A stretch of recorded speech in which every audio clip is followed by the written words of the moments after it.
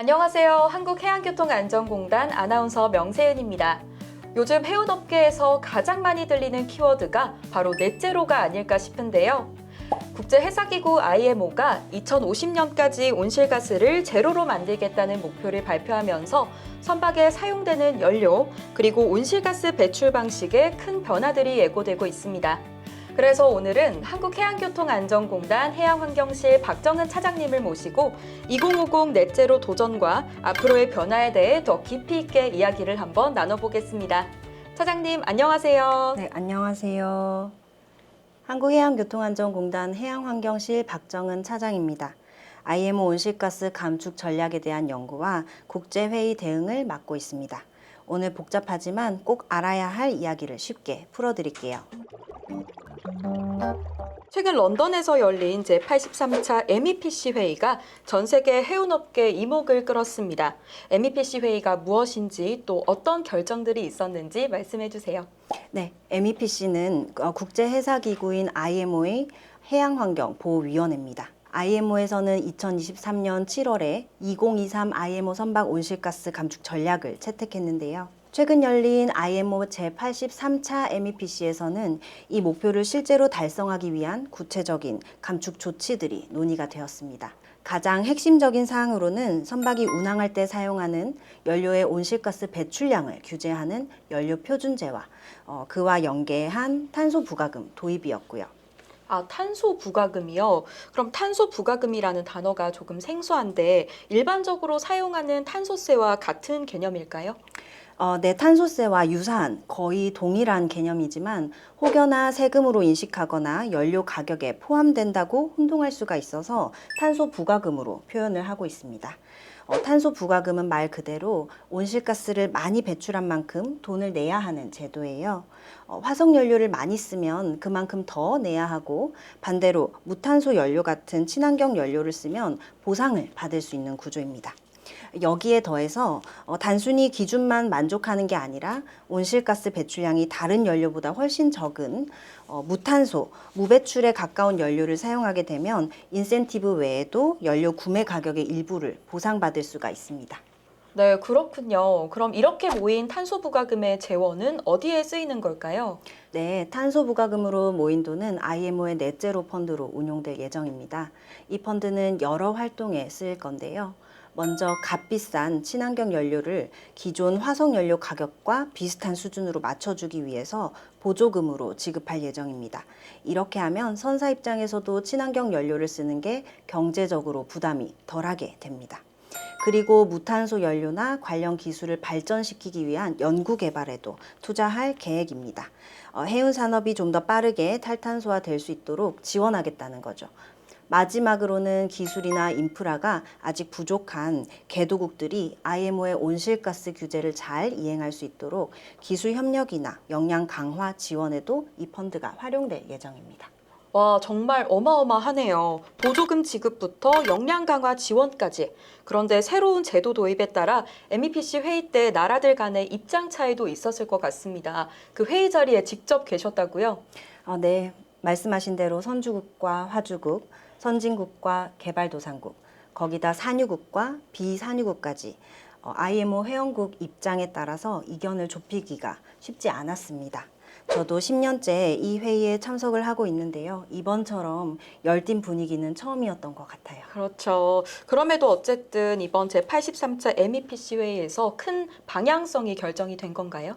네, 맞습니다. 그리고 또 하나 주목할 만한 점은 연료의 온실가스 배출량을 계산할 때 단순히 선박에서 연소할 때 나오는 양만 보는 게 아니라 그 연료를 생산하는 과정에서 발생하는 온실가스까지 모두 합산해서 평가하기로 했다는 점입니다.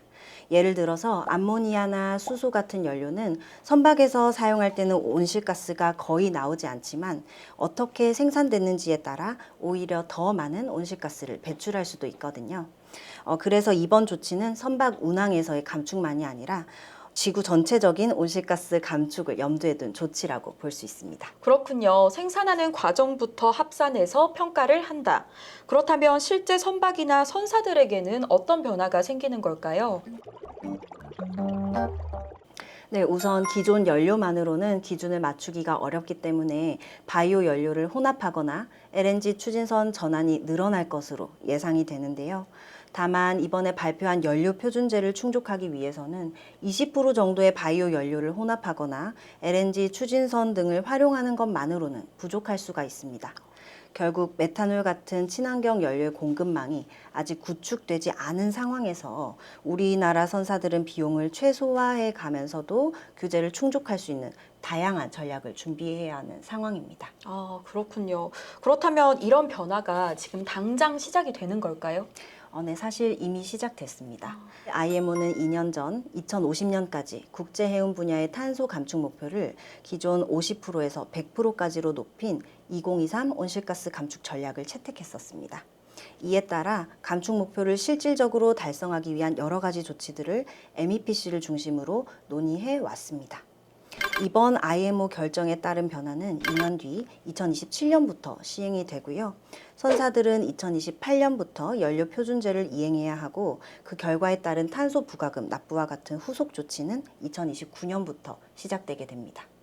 그렇군요. 이미 해운 업계들도 기후변화에 발빠르게 준비를 하고 있었네요.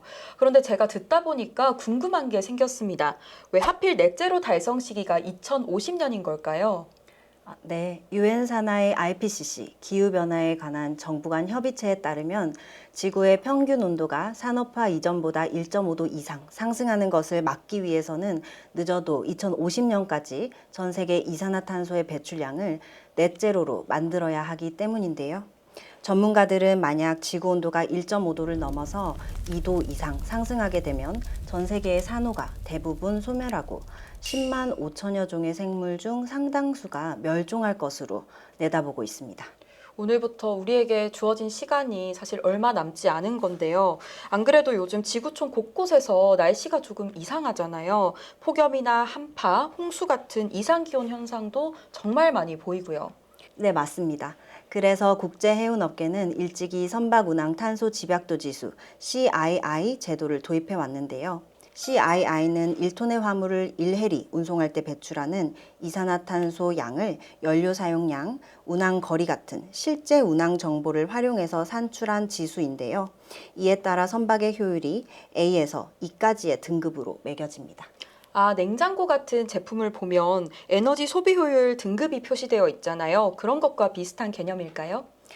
네, 비슷합니다.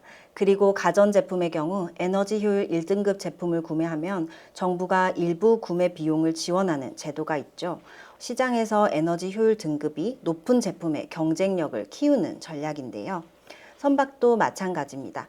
현재 2등급 또는 3년 연속 D등급을 받은 선박은 시정조치 계획을 수립해서 주관청의 승인을 받아야 하고 계획에 따라 개선해야 합니다. 반대로 A등급 같이 좋은 등급을 받게 되면 친환경 선박으로서 인정받았다고 볼 수 있기 때문에 시장에서 경쟁력을 확보하게 되는 겁니다. 아, 그런 거군요. 그렇다면 그 등급 기준은 매년 같은 걸까요? 네, 아주 좋은 지적입니다.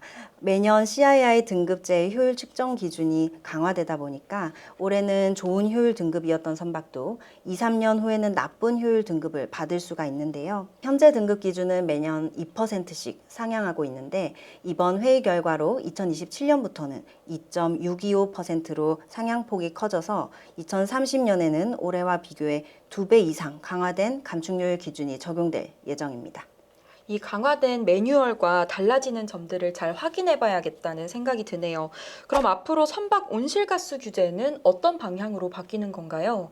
네, 지금까지 국제회사기구가 정한 기준에 맞춰 선박 에너지 효율을 개선해야 했어요. 그렇지만 아무리 효율을 개선해도 해상 물동량 자체가 증가하게 되면 전체적인 온실가스 배출량은 오히려 늘어날 수가 있습니다. 그래서 이제는 연비나 효율보다 더 근본적으로 연료 자체의 온실가스 배출을 얼마나 줄이느냐에 초점이 맞추어지고 있다고 보시면 됩니다. 사실 전 세계적으로 친환경 연료가 충분히 공급되려면 선박에 공급할 수 있는 인프라도 항만마다 잘 갖춰져 있어야 하는데요. 아직은 이런 준비가 완벽하지가 않아요. 그래서 이렇게 불확실한 상황에서 무조건 규제를 시행하면 전 세계 해운 산업이 큰 혼란에 빠질 수가 있습니다. 그래서 나온 게 탄소 부과금 제도입니다. 연료 기준을 충족하지 못하더라도 부과금을 내면 기준을 맞춘 것으로 간주해 주는 거죠. 국제적으로 큰 변화가 예고된 만큼 우리나라의 대응도 중요할 텐데요. 한국해양교통안전공단에서는 그러면 어떤 준비를 하고 있나요? 네, 우리 공단은 친환경 선박 보급 촉진법에 따른 국내 친환경 선박 인증 기관으로 친환경 선박 핵심 기술 개발을 위한 연구 개발 사업, 내항선 대상 보급 사업도 위탁받아서 수행 중이고요. 앞서 IMO의 MEPC와 같은 국제회의 대응, 기술 지원, 인증 업무까지 폭넓게 맡아 하고 있습니다. 특히 탈탄소화 이슈는 자율운항 선박과 함께 중점적으로 추진하는 미래 전략 분야인 만큼 공단에서도 산업계, 정부와 전략적으로 대응해 나가고 있습니다. 그렇군요. 그럼 국내 선사들도 이제 더 이상 준비를 미룰 수가 없겠네요. 네, 맞습니다.